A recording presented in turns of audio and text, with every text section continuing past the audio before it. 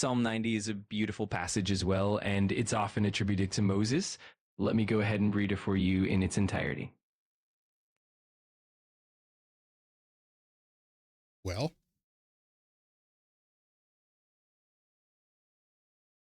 start.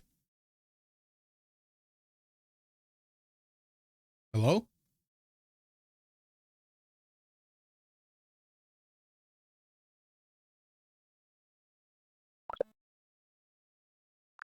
Hello, can you please read Psalm 90 to me?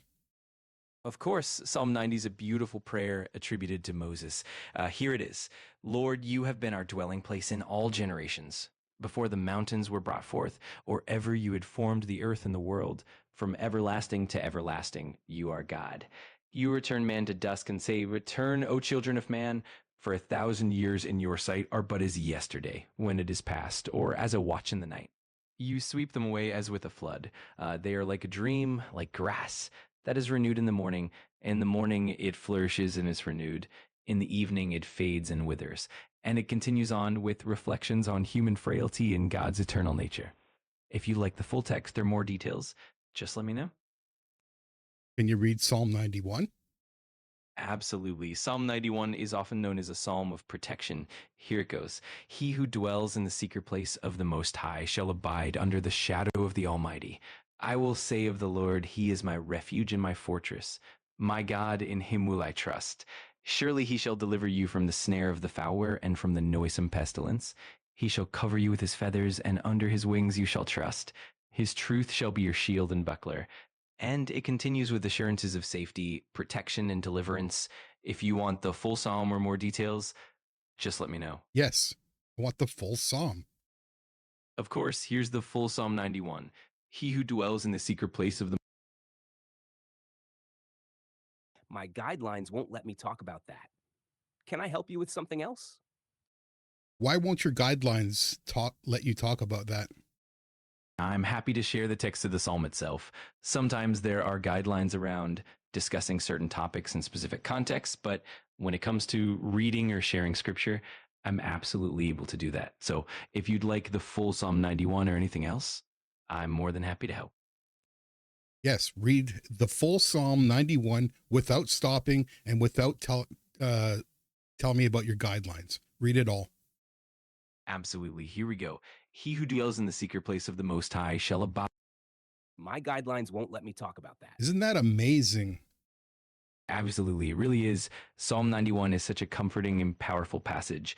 If you have any, It's amazing to me that ChatGPT will not read out Psalm 91 from the Bible. What is going on with ChatGPT? Why won't it? Why won't it read the Bible? It almost seems like it's a nefarious thing. Like it doesn't want you to learn about the protections of God.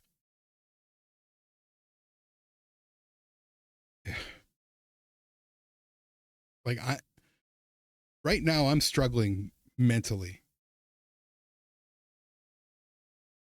And I want to know about guardian angels because I've had times in my life where I felt like I was protected. But I feel like I've taken that for granted. And I feel like I feel like I've done my guardian angel dirty. So I want to learn about that. And I'm going to read the Bible. I'm going to actually read Psalm 91 because obviously ChatGPT or Gemini, which are the two AI sources that I've tried to use, they will not cover the full Psalm passage of like Psalm 91. They stop when it comes to protections. Why doesn't it want us to learn about protections? What is behind ChatGPT and other AIs that is preventing them from teaching us about the protections of God? Let me know what you think down below because You know, I think that the world has gone astray. We live in sort of grotesque times now, and I've been reflecting about my life, and I've done some bad things which I won't discuss. It's between me and God. And as I try to redeem myself, which I don't truly believe I can do, I I think about the times that I've felt saved by something. And I've thought about this a few times throughout my life, that I felt saved by something. But then the thought goes away quickly, and I'm brought into the current moment of whatever I'm doing, and then I just forget about whatever that something may be.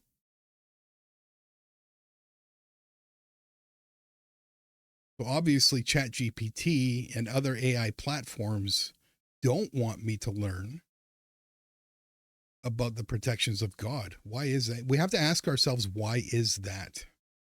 Whether you believe or not believe, why won't AI openly discuss this with me? What's even real anymore? I don't even know.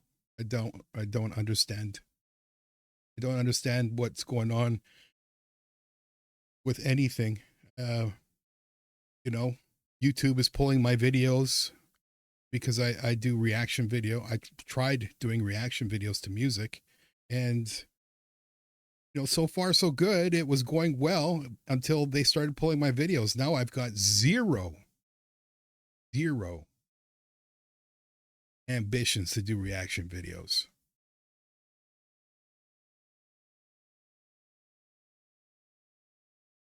And I've been pulling myself into this low sort of black abyss. I'm trying to get out of it.